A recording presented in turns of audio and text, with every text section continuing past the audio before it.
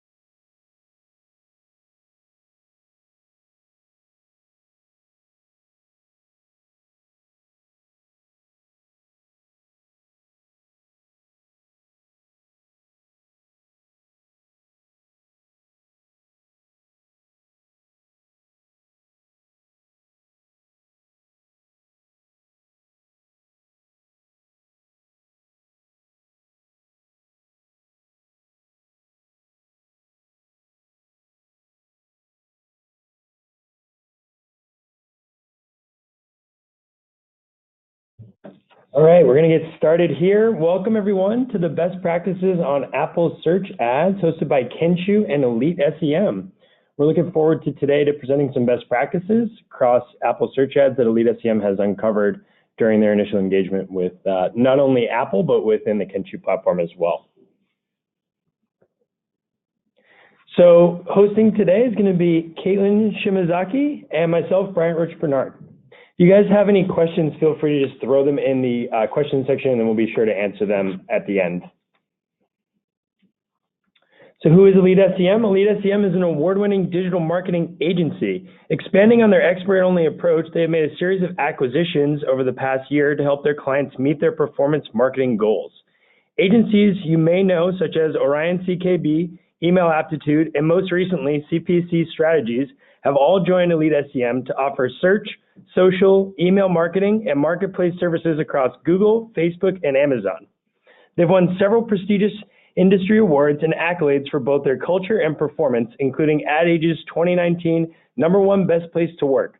Their commitment to people and performance has cemented their position as one of the top digital marketing agencies in North America.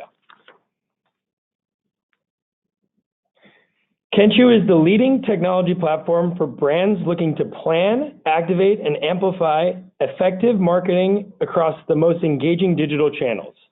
Kenshu acquired AdQuant, which has since been rebranded to Kenshu Apps as a mobile-first management and optimization solution across mobile-first channels. This includes our latest partnership with Apple Search Ads in late 2018. Just a few housekeeping items before we get started. All attendees are in listen-only mode. We just ask that you guys stay in listen-only mode. And please submit any questions via the Q&A button on the panel at the bottom, and we'll be sure, as I mentioned, to address those at the end. If you're having any sound issues, you can access audio via telephone or computer mic and speakers. And if you do have any issues during the webinar, please email Michelle Irwin, and she'll be happy to help you out. All right, so let's get started here. Here's the agenda. So first, we're going to cover how Apple Search Ads is revolutionizing app marketing. We're going to cover best practices and top tips from getting the most out of your Apple Search Ads, and how Kenshu gives marketers an easy way to scale and optimize their cost publisher app campaigns. So we're going to start off with a poll, and we're just going to ask, what is your experience with Apple Search Ads right now? So I'm going to open up the poll. You'll see it within the GoToWebinar in here. And if you guys would just answer with the checkbox, and then we'll show exactly what the results were. And then we'll get started.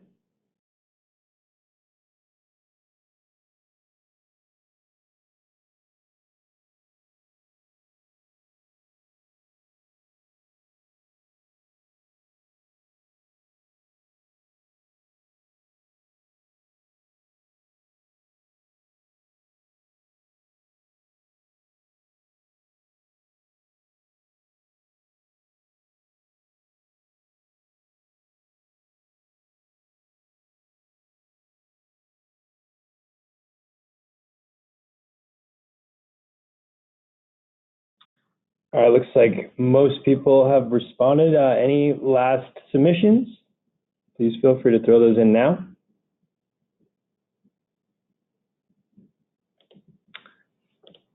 And it looks like the majority of people joining us today are either not using ASA currently or they're just getting started. So this is going to be great because, again, the purpose is to share tips and best practices for getting ramped up. Those that are currently using ASA and are either struggling to scale or are heavy users, there are definitely going to be some best practices and tips as well. So be sure to stay tuned for that.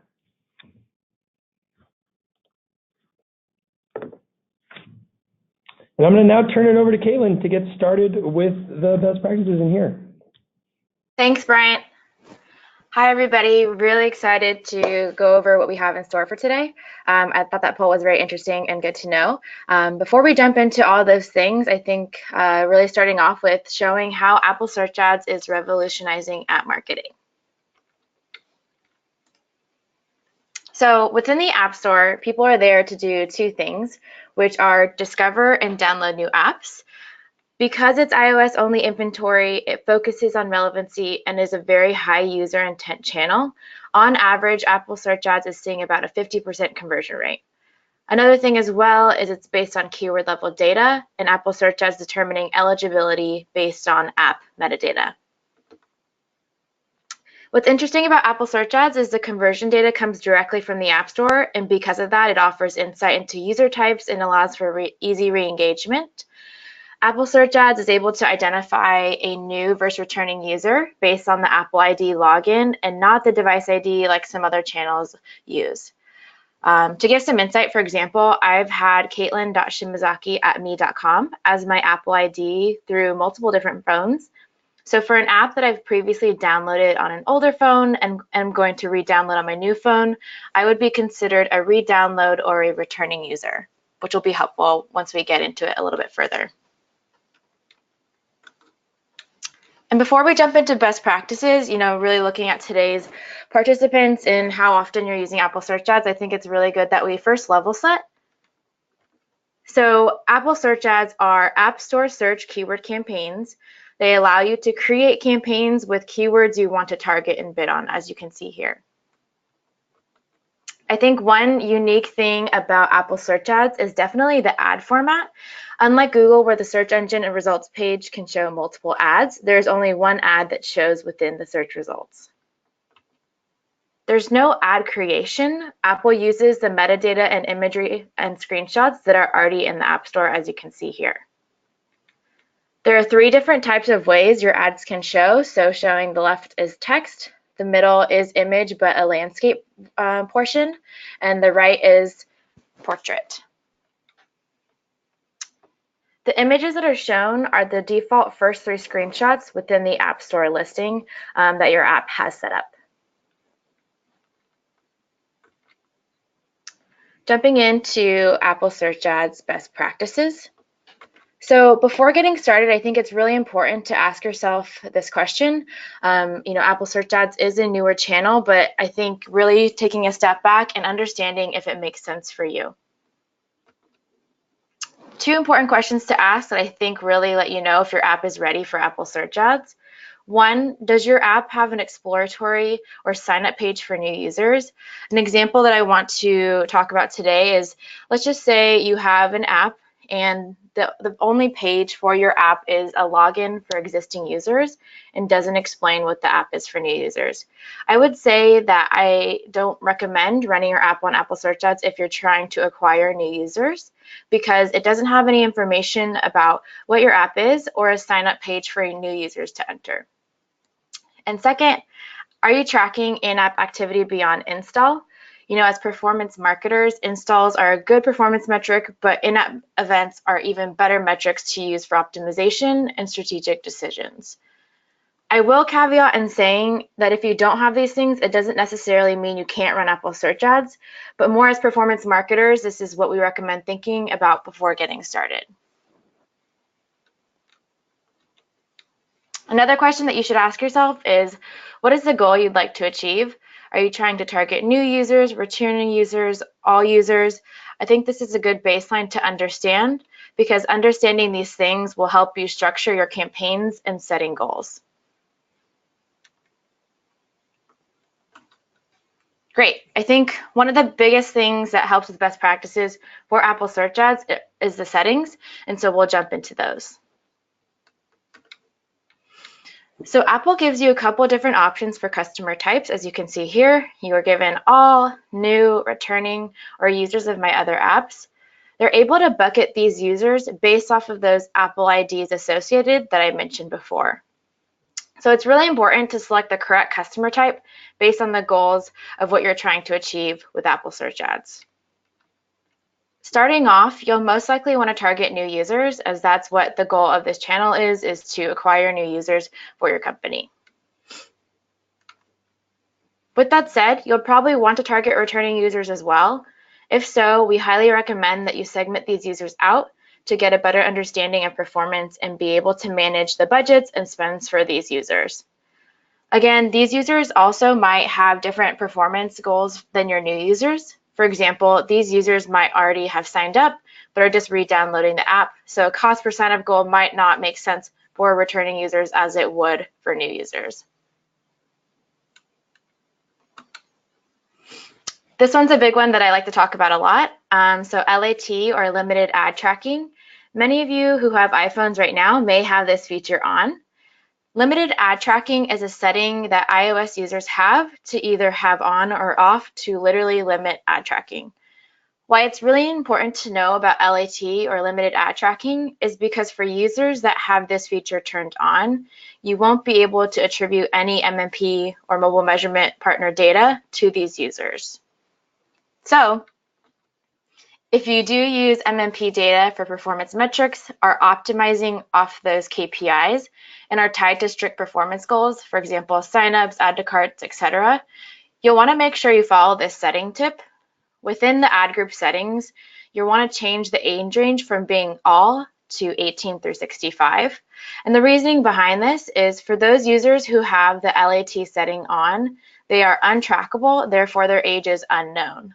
So by targeting users who fall in the 18 through 65 range, we know their age, therefore we know that they are trackable users.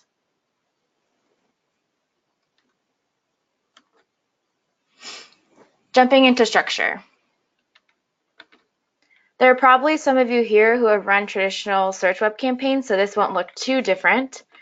But we recommend breaking out your campaigns by these different segments and initiatives. So branded versus non-branded, similar themes or categories, having exact match in its own campaign, segmenting out by user types like I mentioned before, and then using broad match and search match in the same campaign as a discovery/mining tool.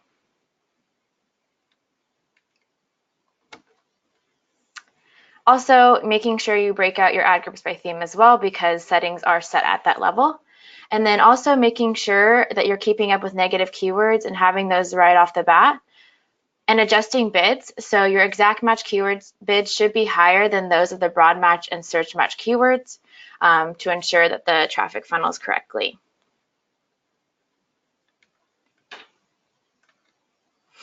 I wanted to give you an example of a campaign type breakout at a high level.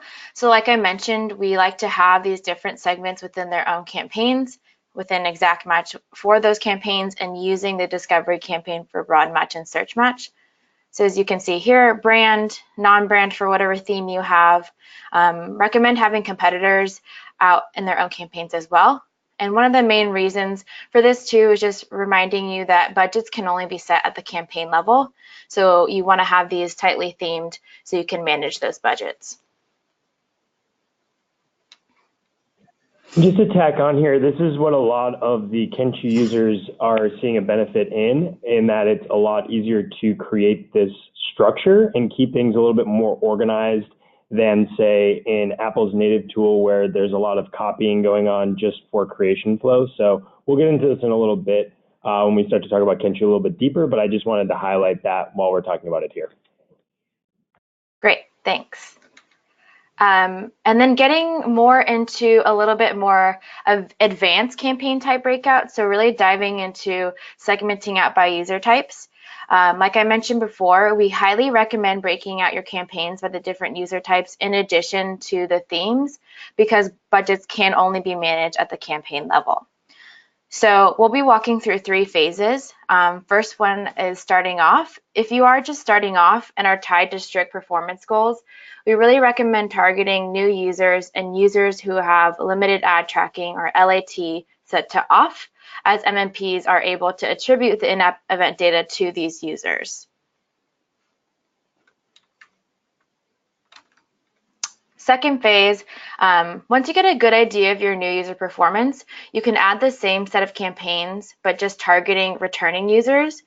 We prefer to break out these users into their own campaigns, like I mentioned before, because these users could perform differently or have different goals and budgets in comparison to your new users. I think an example I used before is, a new user goal could be a sign up, whereas a returning user goal could be adding to cart because they already have an account with your company. And third phase, adding for additional scale. So if you are more of a savvy user and you're maxing out in the first 2 phases of these campaign types, you can also consider adding these same campaigns but targeting the LAT on users. Just a couple of notes to remember here for LAT on users. Your performance for the LAT on campaigns for MMP-based data is going to be a lot worse than your LAT off campaigns because of the nature of those users and not being able to be tracked. For example, a CPA for in-app action for LAT off campaign could be around $20, but the LAT on campaign could be around $1,000. Unfortunately, you can't target exclusively the LAT on users, so it's somewhat of a loophole that we recommend, but you can create these campaigns and you'll just keep the age range targeting set to all. But to make sure that you're funneling the right traffic to the right users, you'll want to make sure that the budgets and keyword bits you set for the LAT on campaigns are much lower than that of their LAT off campaign counterparts. For example, for these LAT on campaigns, you'll want to make sure that all of the bids are much, much lower than of these users.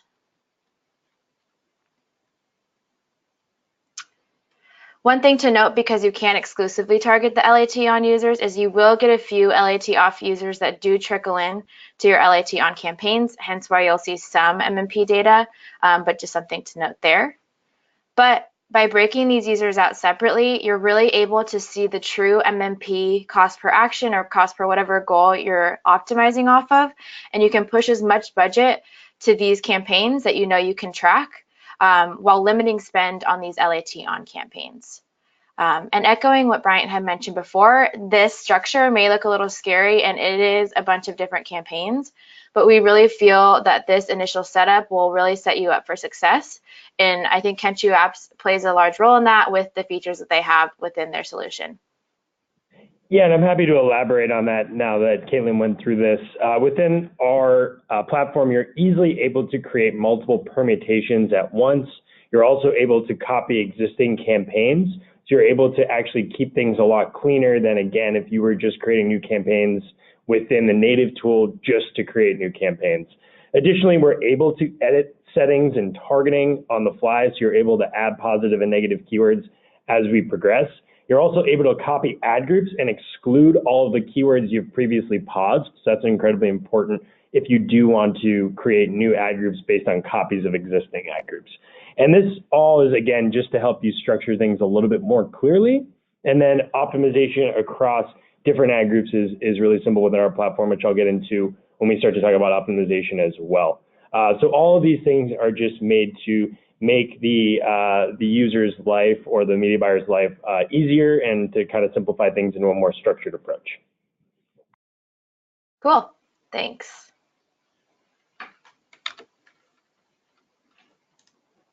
So now you've launched, what's next? So taking all the data that you've gathered over the past few weeks or months and really understanding how things are performing, something to note when you're adjusting bids within Apple Search Ads is because there's only one ad that shows within the search results, bigger bid increases are necessary to move that needle, so a little bit different from some other channels you might be managing at the moment.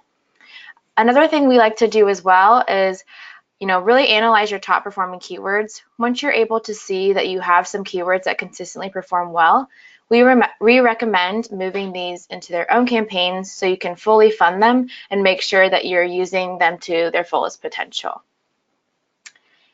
In addition, I'm really using that discovery campaign for keyword expansion purposes. So utilize this campaign to review what other keywords might be relevant to add to your exact match campaigns. The nature of search and what keywords people are using are a little bit different here, so this tool is really great to use to expand on what you currently have at the moment.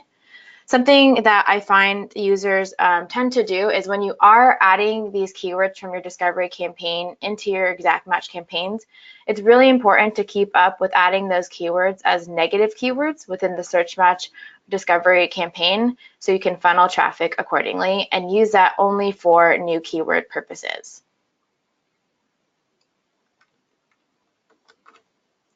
Creative sets. So, sorry, go. Caitlin, can we just jump back for a slide? Yeah, I just wanted to mention some additional benefits that Kenshoo has in terms of optimization. So when Caitlin was mentioning these search match campaign mining, some additional benefits that we have internally is we actually have a keyword suggestion tool. So we're actually leveraging Google Keyword Manager, and we're going to be adding additional signals within this year as well to improve those signals. So basically, we're allowing users to help scale based on Google's Keyword Manager suggestions. This is incredibly important because we hear time and time again, and as the poll showed earlier, that a number of advertisers are having trouble scaling. So with Apple's tight-lipped security, that probably won't change. We're finding a nice workaround to help users and enable them to scale via the Google Keyword Manager. In addition to that, we also pull in your MMP data dynamically. So you're able to not only see the channel level data for all your ASA campaigns, but you're also able to see the MMP level data.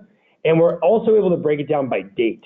So you no longer have to marry together 7, 14, 30, 60 reports to get a weekly or monthly view. You're just simply able to use the channel level data and the MMP level data directly within our dashboard in order to see how your ads are performing and then make adjustments in bulk across multiple campaigns, ad groups, and storefronts, all within one view. Additionally, on 4/1, so at the end of this month, we're going to also be releasing an automated optimization platform or tool within our platform to allow users to get the most out of their campaigns by helping you automatically adjust bids and budgets based on your top performing campaigns, ad groups, and keywords. Echoing too, a lot of you who are using Apple Search Ads at the moment might find, because you're needing to marry MMP and Apple data together, that making bulk bid optimizations does take a lot of time.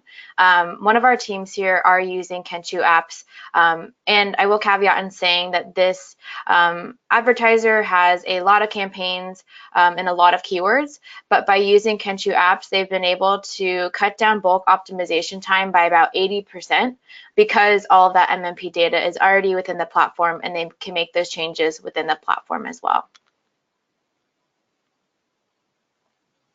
Great. Creative sets. So like I mentioned before, Apple doesn't allow for custom ad creation, but they do allow for creative sets.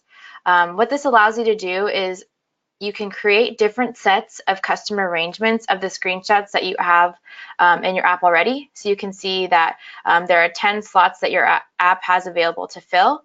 These ones labeled as default are the ones that are showing currently for your Apple search ads.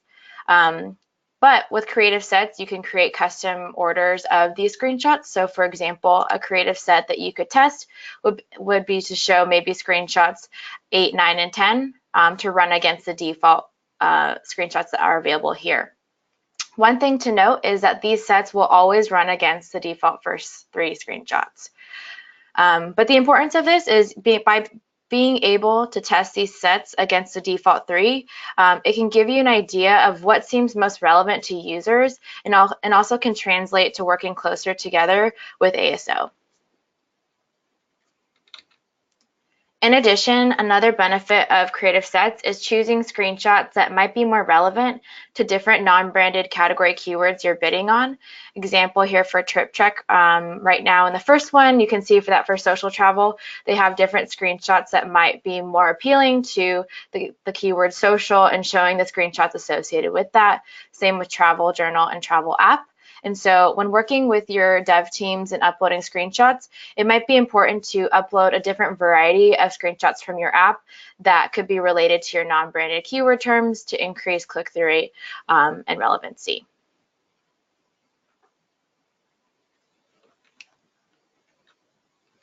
Summing up from today, just some key takeaways. Granular campaign structure is super essential for effective management, and Kenshoo Apps plays a large role in that and being able to cut down that time to be able to create those campaigns. Yeah, absolutely. And just to, again, clarify, creating multiple campaigns across multiple storefronts and ad groups all at one time, the ability to copy ad groups and pause existing or exclude existing paused keywords, and then seeing granularity within that campaign structure down to the keyword level are some of the key benefits to using the Kenshoo platform. Great. And then, like we just talked about, reporting and optimizing off post-install events are super important. And again, another way Kenshoo is able to really help with that, especially in cutting down time. Yeah, and again, being able to see MMP level data alongside the channel data, like we were just discussing, is something that helps not only save a lot of time, but also empowers users to use the data that they have within the MMP or within the channel to make the most informed decisions in terms of optimization. Great. And then using the discovery campaign as a tool for keyword expansion and account growth is important for understanding what types of keywords are driving in installs and post-install events beyond the keyword categories that you have already. And this goes back to, as I was just mentioning, our suggestion tool, which is going to help allow users to even further grow their campaigns based on the Google Keyword Manager suggestions. And then again, we're going to be adding some additional signals to strengthen these suggestions in the coming months. And lastly, testing creative sets to help understand screenshot order performance. Something Brian and I were talking about in terms of how this is super helpful in Kenshoo is right now within the Apple UI to be able to see this performance. You really have to click into each ad group to understand how they're performing, but Kenshoo Apps brings it all into one place. Yeah, and I think Caitlin put it perfectly, right? Being able to see these all in one place, being able to manage them in bulk, and being able to see what our top performers are is just another key added benefit there as well.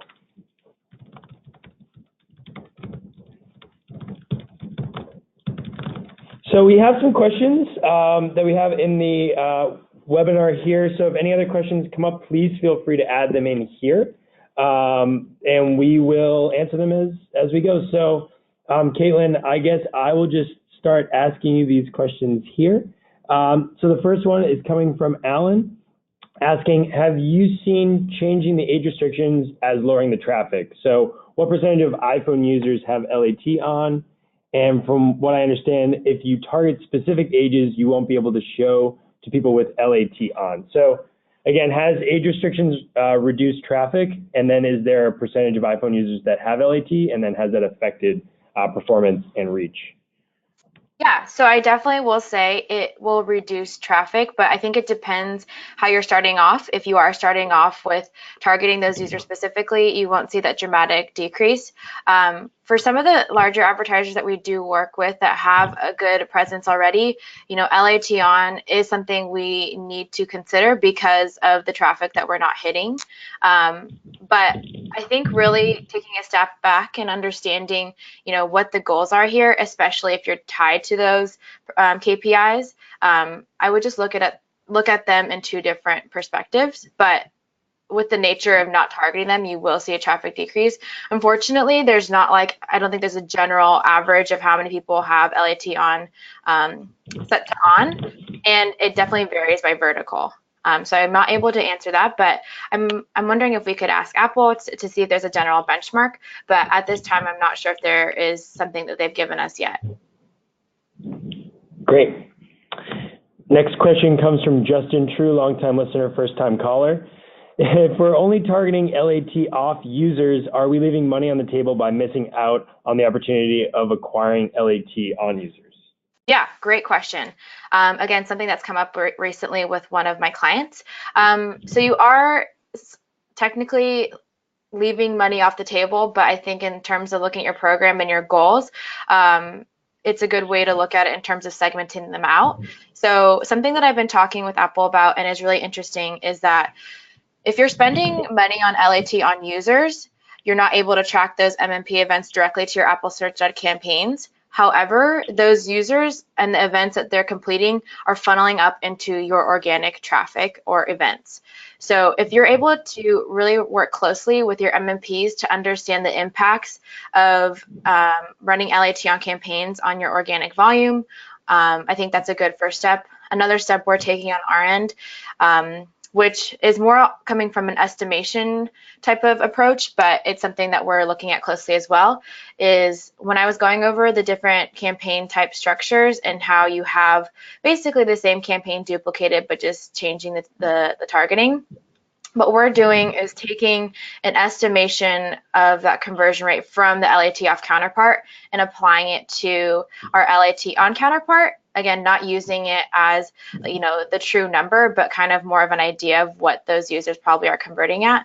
To answer those questions of, there could be money left on the table by not targeting those users, I think just approaching it and being able to look at the performance differently and approaching it that way is the way we recommend.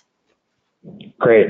I'm just going to pause here quickly because there were a few questions around if this is going to be recorded and sent out. It will be. We'll be sending that out following today's session here. Next question is, why do we get returning users when selecting new users within a campaign? Why do we get returning users if you're selecting new users within a campaign? Yeah, are returning users included in that targeting? It shouldn't be included in when you're targeting new users specifically based on that Apple ID. So sure. I think, so it may be a situation where it's a new app within the same advertiser or something like that, where you would maybe see a similar user. Right, but technically, if you're targeting specifically new users, you shouldn't be getting returning users. I do know, based on like data I've seen, that you might see some trickle in. With speaking with some of my Apple reps, that they do see that small discrepancy, but you should be, with that setting, you should only be targeting new users. So I would definitely ask your Apple rep about that if you are seeing a high number of returning users, if you are targeting new users. And the way you would do that is if you would just pull in the columns, new downloads and re-downloads, you can see the volume of how many installs are coming from a re-download versus a new download. Great. Next question, are new users in LAT off campaigns attributed by the MMP at a campaign level or publisher level within ASA? It could be attributed at the keyword level, so you can pull that in too. But just by having it split out, you can understand the true like MMP event coming in for that keyword. To give an example, we did have a client previously that were targeting all users for campaigns and the ad group settings associated. And when you pull in that keyword data, you can still see MMP data because there's a good mix of LAT off versus LAT on. And so it's just important to segment that out so you get that true understanding of that CPA for that LAT off keyword. But depending on what MMP you are using, you can pull in the keyword level MMP data to marry with your keyword level Apple data. Got it. Great. Caitlin, do your teams add negative keywords to the ad group level or campaign level? I personally like to add it to the campaign level just based on how I have campaigns structured. It makes it a little bit easier versus having to add it at the ad group level. Sometimes if you have larger keyword inventories, it could get a little messy. So I would recommend, depending on how you have everything set up, adding at the campaign level so you're not missing anything. Sure. And a quick follow-up to the question 2 questions ago about LAT off. So the follow-up was you would get returning users on a new campaign if the user reset their identifier and kept LAT off. So is there a way that you would kind of handle that? Right. So that kind of is out of your reach. But again, kind of echoing what you're saying, you could get a returning user if they happen to create a new Apple ID. So my example earlier is like I've used caitlin.shimazaki@me.com for my Apple ID for some time. But you could have a user who creates a new one, like if I were to just create caitlin.shimazaki@somethingelse.com, that would be associated as a new user because it's a new Apple ID. So I guess in that regard, Sure. yes, you could get a returning user if they change their Apple ID. Sure, that makes sense. Is there a recommended number of keywords that you recommend within an ad set? I don't know if there's a recommended amount. I know Apple has a max, but kind of going along with what I was mentioning earlier, by breaking out your keywords into tightly grouped themes, I would say that does kind of push you more in the direction where you're having less keywords in one ad group. I think by keeping it in tightly themed categories, you're really able to see at a high level how things are performing. It does get a little tricky if you have a bunch of keywords that don't necessarily relate to each other in one ad group or campaign, because they can perform so differently. So I will say from the structure recommendations we made before of keeping everything really tightly themed, that will naturally decrease the number of keywords you have per ad group because they're being granularly split out. Sure. The next question was for me. Are there MMP partners you recommend working with between Kentu and ASA? The answer there is actually no. We work with all of the major MMPs. The major ones we work with are the 5 major ones: AppsFlyer, Adjust, Branch, Kochava, and Singular. And we integrate with every one of those on a very regular basis. It's as simple as implementing an MMP postback, which we will provide you within our platform, and then you just include that within the MMP, and then we'll start to pull those things in. The only caveat there is the actions need to match between the SDK and the channel SDK. So your native SDK, the channel SDK, the event naming just has to match, and then we'll dynamically pull in all of the MMP data. Next question, do other targeting parameters like interests work similarly to the age targeting to avoid LAT users? I actually don't know the answer to that question. That could be something I could follow up with my Alpha rep, and if you have one, I would ask too. Through conversation, I've just been told that like knowing just how old they are is just a setting within being trackable or non-trackable. So we'll have to get back to you on that one. I'm not sure. So good question. Yeah, more to come on that.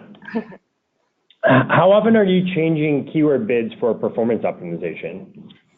I think it really varies by client, and I know that's not a great answer. For the larger advertisers where you're able to spend and get a lot more volume, I think you're able to make keyword optimizations on a more frequent basis. For those advertisers that maybe aren't spending much and not getting as much volume, you'll need a little bit more time to understand your performance because of that limitation. But I would say it definitely varies. I'm not necessarily doing it on a day-to-day basis. If I make a bid optimization on Monday, I'll check in maybe on Thursday to see how that impact has been made on that keyword in the overall account. So it definitely varies and depends on the changes that you're making and what impact you see. I would say I'm in my account every day, not necessarily making big changes, but just monitoring performance. But I would say at least once a week, I think is a good time to check in and understand how your keywords are performing. And kind of talking about what we mentioned before, if you're not using Kentu apps, you understand how long it takes to run keyword analysis and making bid optimizations because of the marrying you may have to do with Apple and your MMP. So that also plays a large role in it, but with Kentu, it makes it a lot quicker. So that has a big impact on it as well. If you're able to get the information a lot faster, you can make those bid optimizations on a more frequent basis as well. And just to echo Caitlin's point, we will be providing a product release around our 4-1 optimization automation to come. So more to come on that.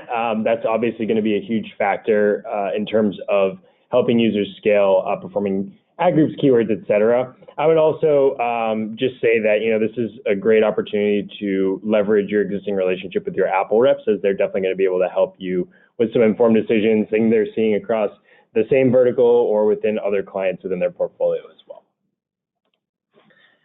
Next question here, could you please briefly explain the difference between paid search and organic search and how they compete with each other in ASA? Yes. So paid ads in Apple Search Ads are those ads that you see at the top. Organic is what naturally comes up. I think what's interesting or different about Apple Search Ads maybe versus a Google and a Bing in terms of competing against each other, I actually think that they work really well in tandem. I'm not sure how familiar you are with ASO, but part of being able to increase rank on your organic or for organic keywords is, increasing the number of installs. And so a lot of times we've actually been able to see when we're pushing really hard for paid ads on Apple Search Ads for certain keywords, we tend to see that organic ranking for that keyword also increases because naturally that keyword is just getting more, installs from our paid initiatives. A lot of times too, I think App Store optimization is really tricky on the organic front within the App Store. And so by having your paid ads running, you're ensuring that, you are showing, you are visible, especially for your branded terms. So I don't necessarily think that they compete. Something to note too is in the 3 ways that the ads can show for Apple Search Ads, as I mentioned, there's text and then the images.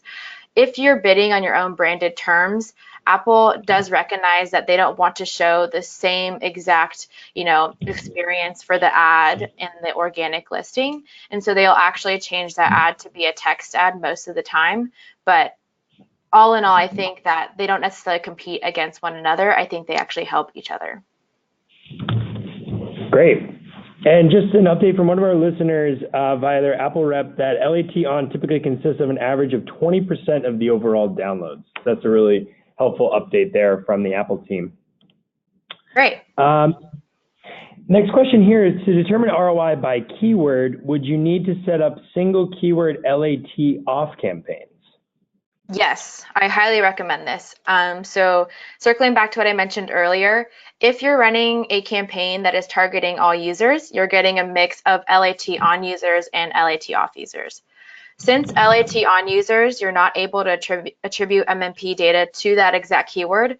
Those events that are occurring for that user are being driven to organic. So just to give you an example for keyword, let's say Tenshu. If you're running an all user campaign and let's say your cost per action that you're getting from your MMP data by targeting all users is $50, it's not the true CPA because for any LAT on user that it's getting funneled into that, those events aren't being attributed to that keyword. So by segmenting out the word Kenshu to only be targeting LAT off users, you can ensure that you're only spending on users that you can track. So that CPA actually might be closer to $30. And then your LAT on campaign, obviously you can't attribute any MMP data towards. I don't know if that answers the question, but it definitely helps you identify the true ROI. Yeah, I'll also shamelessly plug Kenshu here where you can just use our platform to see that down at the keyword level. So that's another great benefit to using our platform is super granular ROI cohorted percentage data down to the keyword level as well. Next question here. I'm new to ASA and I'm having trouble getting my traction. I have $10 to $15 CPC bids for my basic industry terms and I'm getting 0 impressions. Are there any good tools to help with spend volume forecasting like Keyword Planner or keyword bid simulations for AdWords? So I'm going to take this to start. This is why we developed our Keyword Suggest tool within Kenshu. This is to help users who are having trouble scaling. Maybe there are opportunities within, within ASA that we're just not readily seeing or that we know that will work. So that's why our Keyword Suggest tool is incredibly powerful. Caitlin, any other things that you guys think about in terms of keyword planning suggestions or other ways to get spend or volume up within ASA? Yeah, so unfortunately we don't have tools like the Keyword Planner, like Brian's mentioned, kind of why Kenshu has added that on within Apple Search Ads. You can see the popularity. I would definitely reach out to your Apple rep to see if they can give you just general keyword volume insights. Elite SEM, we do partner with some third-party tools to get a better idea of App Store traffic, but at the moment, there isn't really, any direct tool for Apple Search Ads that will give you those insights. But I think it's good to kind of just do your own research within the App Store and then also just utilizing your Apple reps if you don't have access to tools like Kenshu or other third-party tools that can help you understand keyword volume. Great. Next question here, can campaigns be day parted to take advantage of peak conversion times? So I'm happy to take that one as well. Within Kenchu, you are able to set up a day parting schedule. This will also be a part of our automated optimization where we're going to allow you to enable basically CPA targets or ROI targets for particular events. And then we'll optimize bids and budgets throughout the day and the week to get the most out of those campaigns. So as I mentioned, today we do have a day parting functionality that works kind of like scheduling. And then in addition, we're going to be adding our optimization layer on top of that. Next question here, since MMP data isn't passed back at the search query level, how do you handle search term reports? And then the second part of that is how do you handle the frustration of, quote, low search volume lines that accounts for most of the spend on a keyword? Yes. Okay. So first part of that question is search query not being able to attribute MMP data. Yes, it's a really big difficulty. So what we like to do, I think there's a couple layers to that. So really using the download data that you do get from Apple as like kind of that first layer and understanding the CPIs that are coming in for those queries at the start. And then just, from those keywords that you do pull, understanding how relevant they are and if they're worth adding to your keyword inventory. A lot of times from there too, it's not a perfect science. Once you add those keywords from your search match campaigns into your exact match campaign, just really, keeping a close eye on those keywords and the performance. I think a great tool that some of our team uses is the labels that Kenchu Apps does have available to maybe label it as like newly added keywords from Search Match to monitor that performance. It definitely is a couple steps there. And then in regards to your low search volume terms, I can definitely say that's a frustration across the board. What I have been able to do is you can reach out to your Apple rep. They can't give you like the spend insights from those low search volume keywords, but I believe they're able to give you the keywords that fall into that bucket.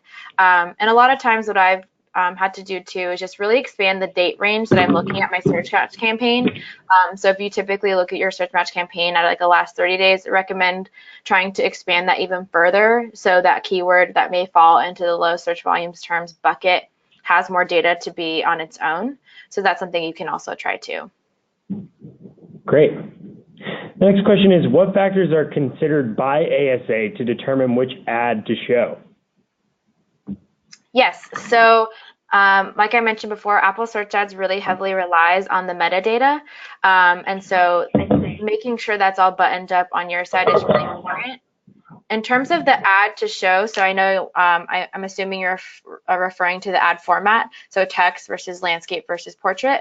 So a lot of times what I've seen is that the text ads tend to show when you're bidding on your own branded terms because they want to make that experience, not the same. So having the text ad over your organic listing of the default first 3 screenshots.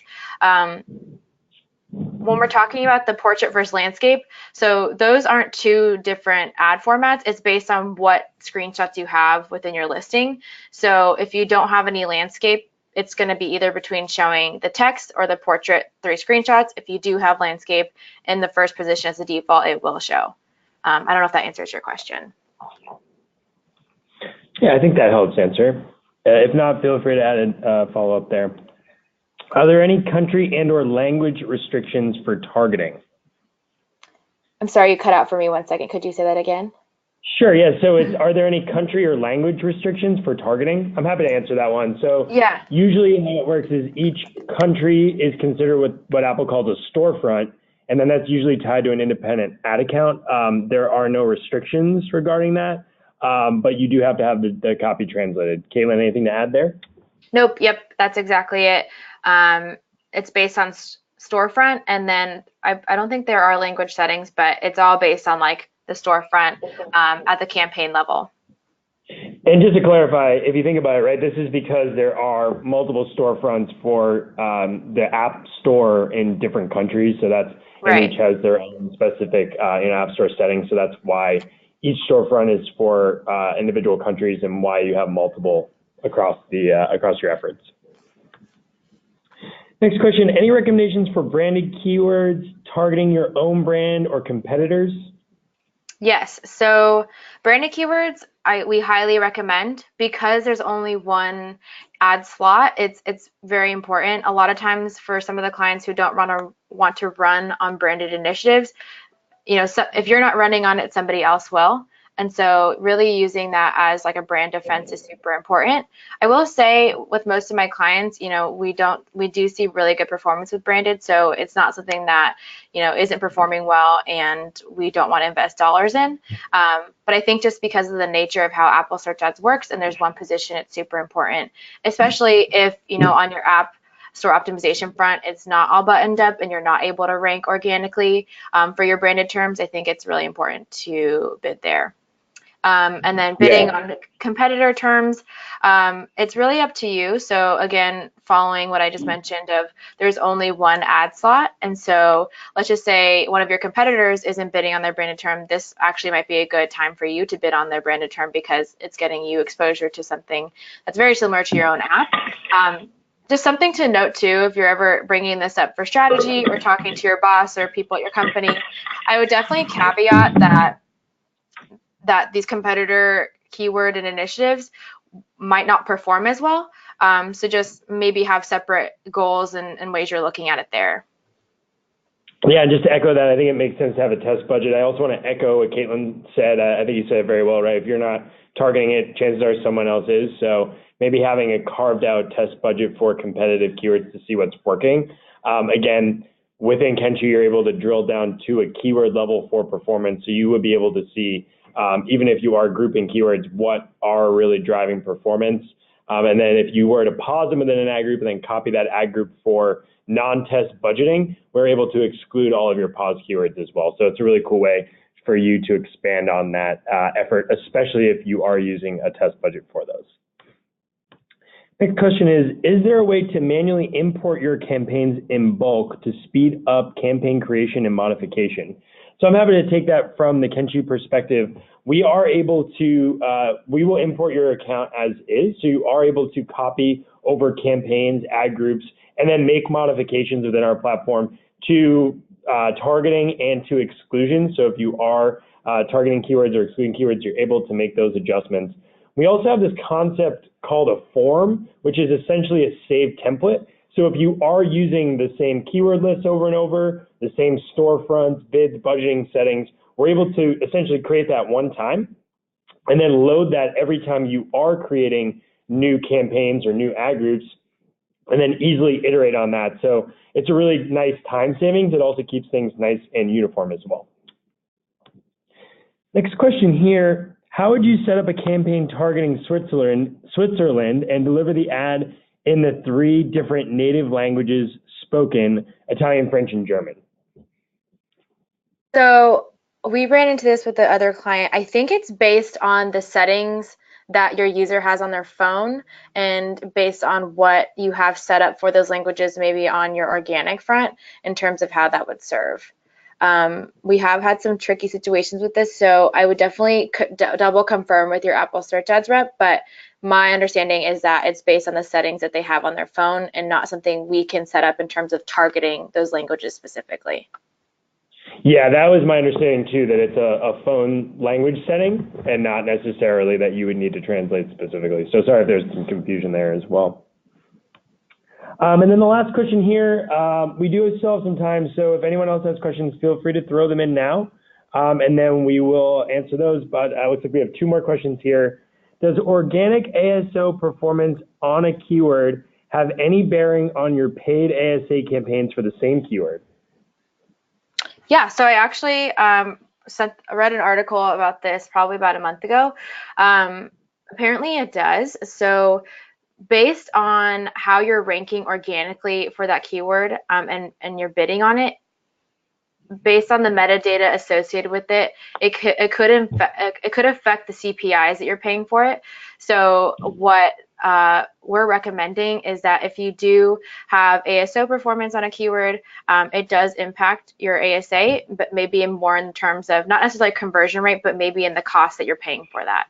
And so really looking at your ASO and ASA strategy together is super important because of the relationship that they do have on each other. And so if you are ranking really well on a keyword for on ASO or organically, you might see that you're paying less in terms of CPIs for that paid keyword. Great. And then the last question here, again, if anybody else has any others, feel free to throw them in, but is gender targeting inferred? I think it's just based on, again, your phone settings. And so I'm not exactly sure how that works in terms of, again, for a gender, but it's what you have set up within your phone settings. Yeah, and I'm not sure if you do set your gender within your phone settings in any way, so it may be inferred. I know that other channels like Snapchat do infer your gender based on particular things that you're interacting with and settings like that. But that is definitely something that we can follow up with in terms of finding that out with Apple as well. Yeah, I was just like looking through my phone to see if you set that anywhere, and I don't think you do, so it might be inferred, but we can definitely confirm. Yeah, my guess is that it would be, again, channels like Snapchat do that already, so that would be my guess based on other apps and things you're targeting and interacting with there as well. If there are any other questions, feel free to throw them in now. Give everybody a minute here to add any other questions. We still have 4 minutes left.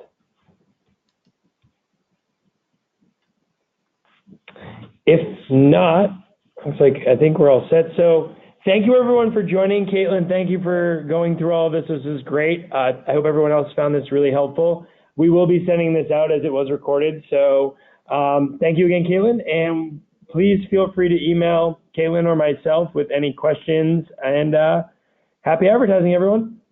Thanks, everybody.